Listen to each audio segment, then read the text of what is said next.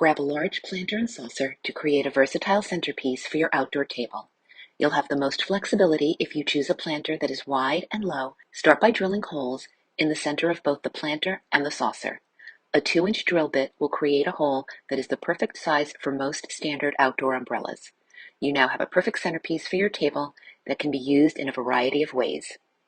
To use for storage, place the planter over the opening on the table with the saucer turned upside down on top, then insert your umbrella.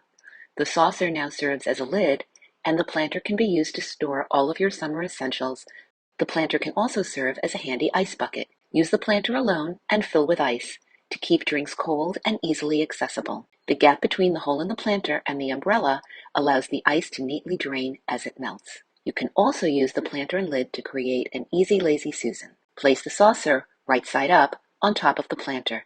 The sides of the saucer are the perfect height to securely contain condiments, napkins, coasters, and cutlery.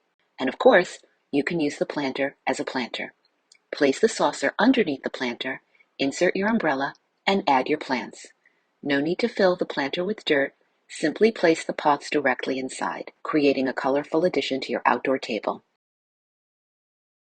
Hello everyone, welcome to Hometalk. My name is Fiona DeBell from fionadebell.com, and today we are going to be making over this very old and super faded sun umbrella.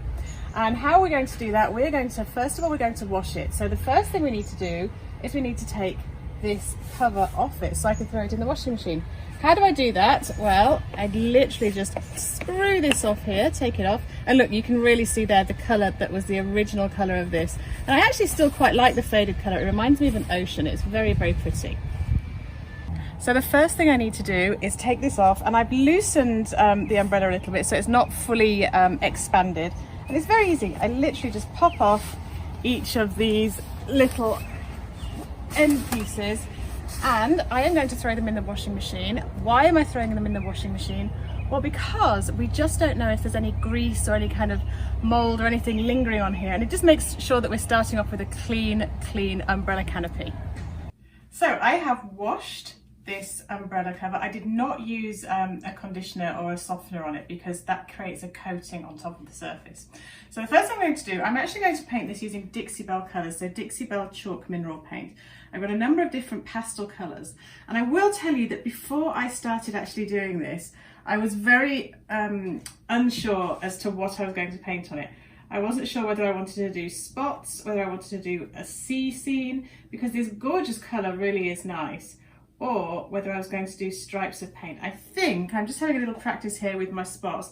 It's very easy to create and paint spots, but bearing in mind that we have an entire umbrella to create doing this, and you can see how long it takes to paint one spot, I think what I'm actually going to do is I'm going to use these brushes. These are 2-inch premium chip brushes from Dixie Belle. They're a really good brush.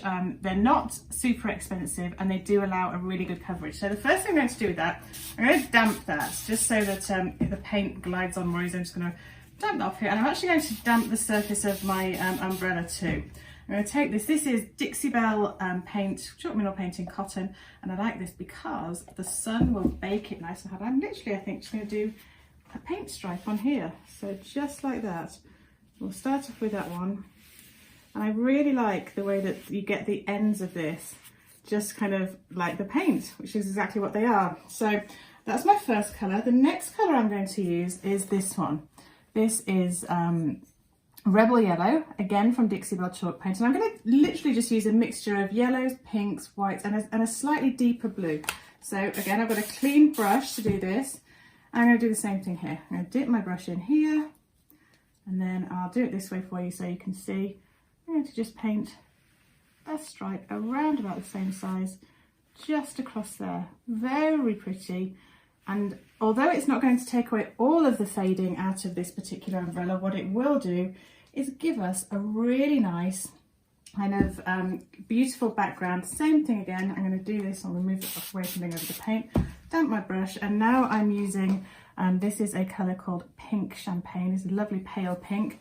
I'm going to do exactly the same thing across here, and you can see where the surface of the actual umbrella is just slightly damp. It just fades a little bit. And then for a final colour that I'm going to show you right now before I carry on and complete the entire thing, I'm going to use this colour, which is Mermaid Tail. So it's not a dissimilar colour to the original colour from the umbrella, but let's start that. Let's pop that across there in the middle. There we go. So you see it just shows up a little bit more on there and doesn't actually completely blend away. And I'll carry on doing this. Next, again, I'll probably go with a white. Whoops, look at that, a bit too much on there. And you can see the difference there. I forgot to spray paint the surface there. So not spray paint, spray with water the surface there. So it just didn't go on quite as easily. There we go. I'll probably do another white on this side. Let me just wet that surface. And there we go. I'll probably bring that just over, curve, turn that around so I get the nice finish of the paint. Just do that there like that. There we go. So I'm going to carry on painting all of the sections of this umbrella. I have got this laid out on my table in my studio right here. You could obviously do this outside, you could do this on the patio table, you could do this on the grass. I've just chosen to do it in here because it's easy for me to just turn it around over and over.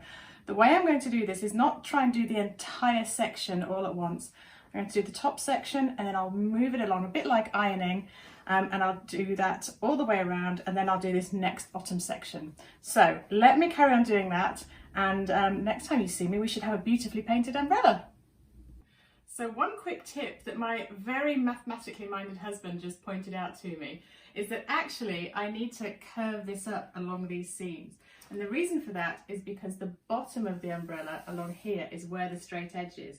So instead of what I just told you working around the top, what I actually need to do is work each section at a time and then come back and fill in the next section. So that's what I'm going to do. Let's get on with that, and I am going to just get this ready. See you in a second. Hey guys, so it took me a couple of hours to just complete this. As you can see, it really has transformed this umbrella. We've gone from a sun-faded kind of basically a little bit mouldy, yucky looking thing to a very pretty new umbrella that we can use with pride, with happiness.